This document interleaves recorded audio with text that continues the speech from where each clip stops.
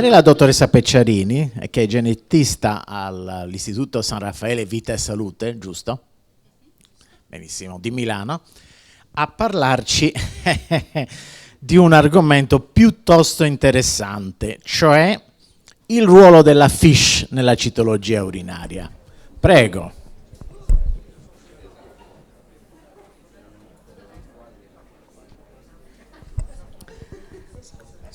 Good morning, everyone. Let me first thank Dr. Gazzano for inviting and all the organizing committee for giving me the opportunity to speak a little bit about this important test. So the subtitle I gave to my talk is this one, Rise and Downfall of a Useful Test, because I would like to recall with you a little bit the history of this test, because I strongly believe that to plan the future, we need to know the history. So, okay. Quickly, the multi-probe FISH assay Eurovision was developed in the early 2000s to overcome the diagnostic limitations of urinary cytology, high specificity, low sensitivity. So using the cells recovered from spontaneous urine or bladder or ureteral washes, aneuploidies of chromosomes 3, 7, and 17, and the deletion of the chromosomal region 9p to 1 were searched.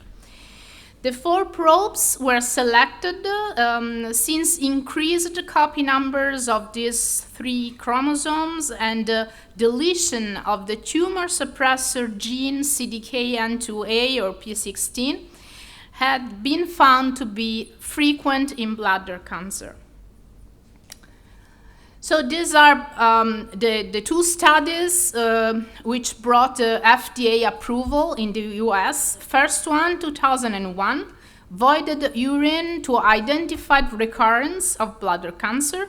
2005, the Eurofish was approved to examine also patients with gross hematuria.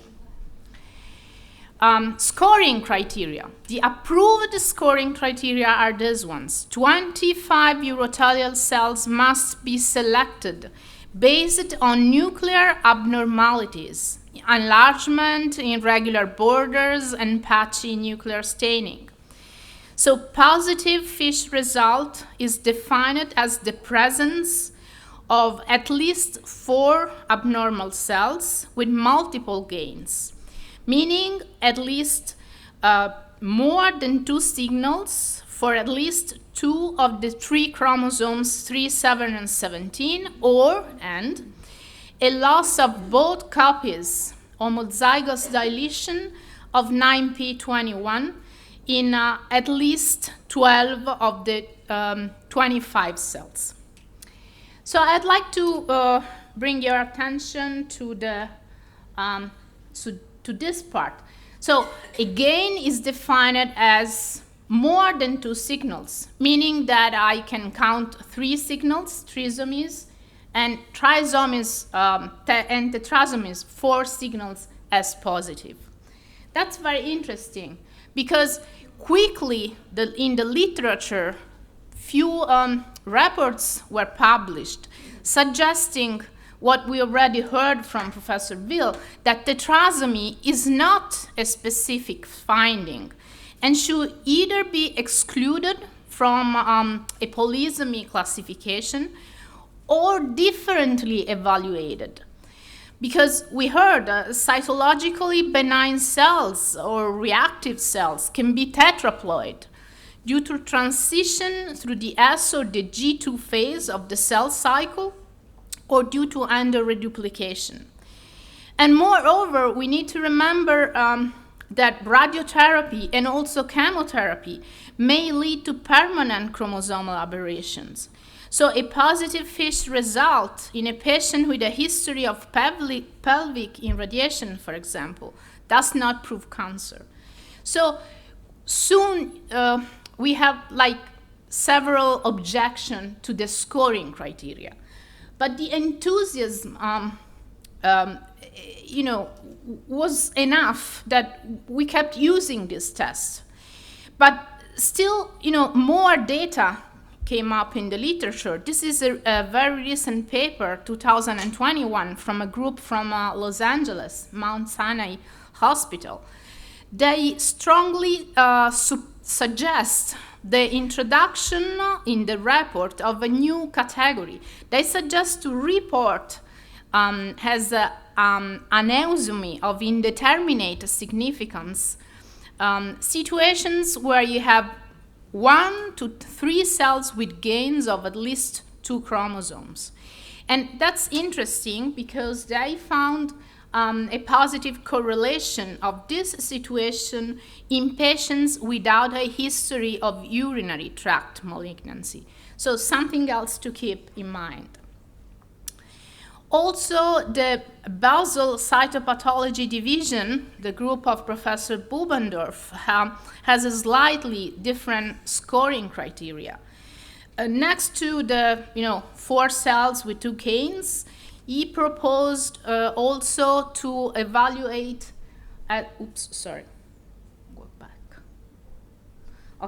to evaluate the heterozygous deletion of the P16 in at least 12 cells out of the 25. And then he also suggests to evaluate, to consider positive isolated trisomy of just 1 chromosome if we see it in 4 cells. And also they suggest to make additional comments when there is a tetraploid pattern, just because of what we said before. So there is, there's the standard, the approved criteria, but there are, some other suggestion in the way we should evaluate this test. Also, the Mayo Clinic has its own scoring criteria. It's very long. I just want to bring your attention to their definition. They don't talk about positive or negative, and I like it. I like this because I'm a cytogeneticist, so I like the word abnormal. So they don't talk about positive, but they talk about an abnormal situation. And they also considered positive when you have at least 10 cells with a gain of 1 chromosome, for example, and when you have 10 cells with tetrasomic signal patterns. Well, then they have also, a different scoring for the upper tract, but we don't have enough time to go into that. But aside from this, little bit of confusion in the scoring, which is probably more limited to the people who really do the test, who carry on the test. In the first years, there was really a very high enthusiasm for this test. We are, in the early 2000s. Many reports confirmed the superior sensitivity of this test over cytology. So, we had tons of requests, firstly coming from urologists. And actually, especially in the bladder cancer surveillance, we had good data coming from the literature. So very high enthusiasm. But at the same time, other reports came out. So Eurovision positive test, but actually there are several reports, I'm just citing 2 of them. Over a period of 2 years in this first work, no visible lesions developed in a tumor follow-up. This other report, 3 years. So what we have, it's a positive Eurovision, but there's no lesion. So that's interesting. I mean, what should the urologist do? And the patient, the anxiety, think about that. And that's probably one of the reasons, probably the first reason why the Eurovision, its limited significance probably lead to a downward trend in the use of this test. Lots of anxiety, and actually there's no need for that. If you have a Eurovision positive test, I guess that who does this test know that the patients are always very anxious. But if they have no lesion, I mean, the patient, cannot be treated. So that's a very important point, in my opinion, to take into consideration. What about upper urinary tract? Basically, it's the same story. Some literature, several reports, but the sensitivity of the UFish appears higher, as we already said, compared to cytology, but we didn't come up with any indications for its routine use in clinical practice. What about hematuria? The second approval situation. The very first paper, this one, whose data were the ones that supported the FDA approval, was really very nice, tons of data, important, and so on. But in the literature, if you really go deeply and search, there's not much more than that. And actually, a recent analysis about all the urine biomarkers, so not only fish, but just all the known biomarkers for the evaluation of primary hematuria, concluded that their use is limited with regard to diagnostic performance. So probably they're not really very helpful compared to cystoscopy. So is there really any usefulness for this test? Actually, there are. I mean, there are some other situations in which data really helped us, especially in monitoring effectiveness of the treatments. Here we do have good results, several papers. I'm just putting down some of them, but there are also others. So patients with positive Eurovision test but negative cytology and cystoscopy were more likely to suffer from future recurrence, and so should be more closely monitored. That's a message, I mean, something that really helped it somehow. But if we go deeply into the data that were collected about fish and the comparison of fish, Eurofish to cytology, we realized that actually the positive fish really didn't add much to the high grade category. But that's, I mean, if you think about it, it's easy to think. It's really obvious in a certain way. The really good data are these ones, in my opinion. So Eurovision analysis has been really helpful in clarification of equivocal, uncertain, atypical cytology.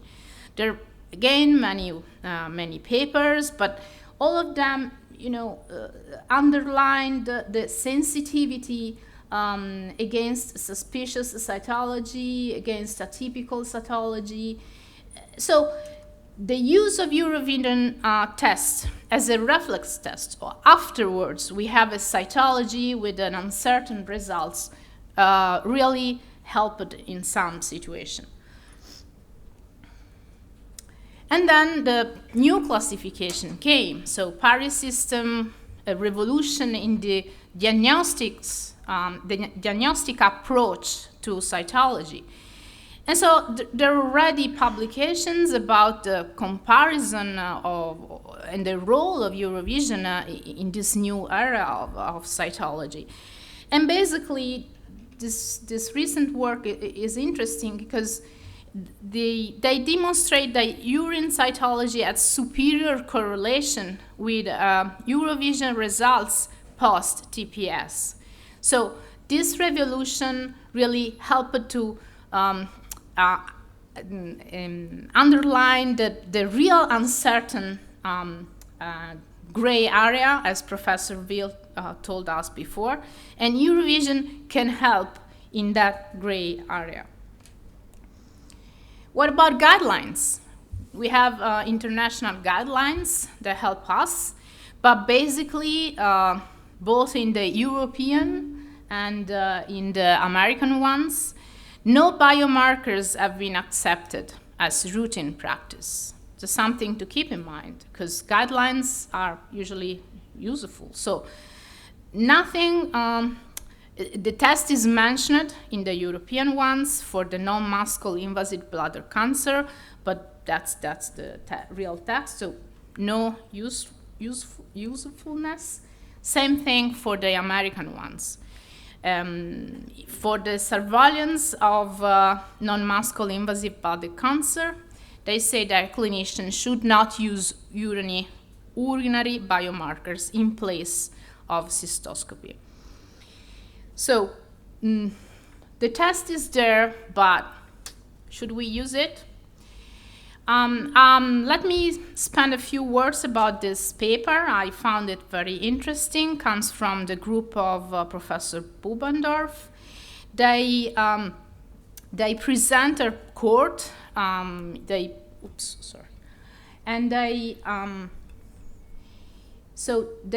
report the use of Paris system with emphasis on the fish test.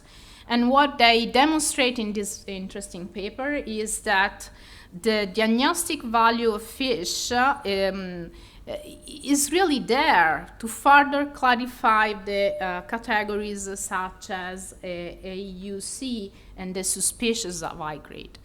These are the data. It's very interesting. And it gives like a different view of this test. I mean, this is not more the test requested independently by the urologist to follow up on a bladder cancer patient or to diagnose a bladder neoplasia, but that's something that the pathologist, the cytologist, request in order to better clarify the situation and the cytology results that he has. And this is so important that in this paper they also propose a slightly different algorithm. They propose new subcategories of TPS, introducing also the result of the fish analysis in the final diagnosis. So if we have a typical AUC, we go with fish. If fish is positive, depending on the degree of nuclear atypia, which of course means that you need to work close, with the cytologist, then you can go for a UNF, so urothelial neoplasia proven by fish analysis. If you have a mild atypia, suspicious, and the fish is positive, you can go to a low-grade urothelial neoplasia proven by fish. This is a proposal. There are also a similar proposal for the upper urinary tract. Same story. If you have a low-grade or a suspicious lesion or a typical lesion, you go with fish, and then that's fish that kind of address furthermore the situation. I want just to conclude with some results from our experience. In the past 10, 11 years, we did about 534 total cases of urine fish, and it's easy. Here you can see how the downward is going.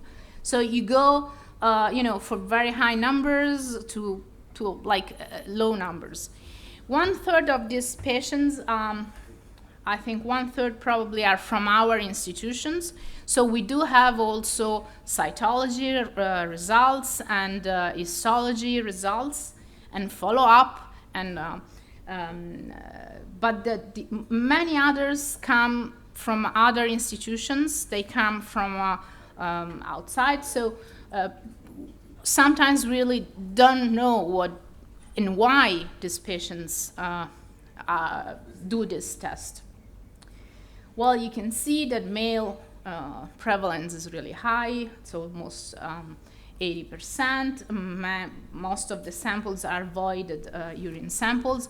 We did some washes, but back in the very beginning of the test. And here you can see our results.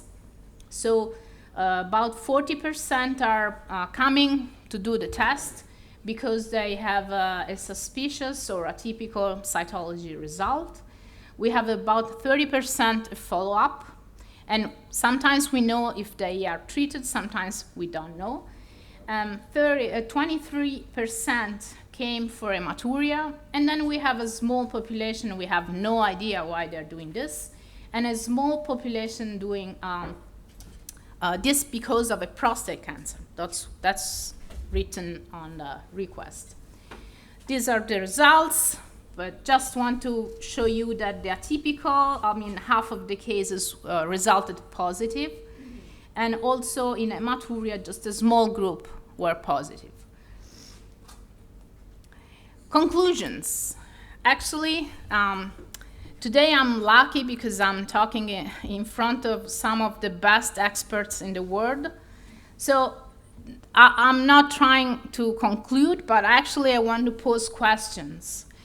The question I pose myself as somebody who carry on the test every day, UFISH can still be a useful test. Because, it's very expensive, it's time-consuming, it requires high level of expertise. So we need to think about this. And if yes, should it be still requested directly by the urologist, as it is now, especially in my institution? Or is it becoming more a specific tool for a pathologist in order to better characterize the gray zone of cytology? So we need to address this and to decide who really must request this. And if yes, do we need an official update of the scoring criteria shared by the scientific community? Because I show you different methods of scoring, but those are big groups, are leaders, opinion leaders in the field. But what about common people doing the work in the lab? We need to follow the approved criteria. We are nobody to say, okay, I'm gonna change this. And then the very last question is, if we decide that urine fish is finished, can happen. Do we have other biomarkers that we want to introduce? We already heard that molecular characterization is going to be the future. So do we still need fish, or we can go to other techniques? Maybe molecular profiling of cells, or even if or cell-free DNA that we find in the urine.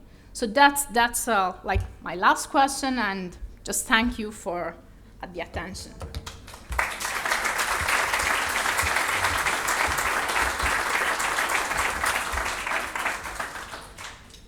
Ringraziamo la dottoressa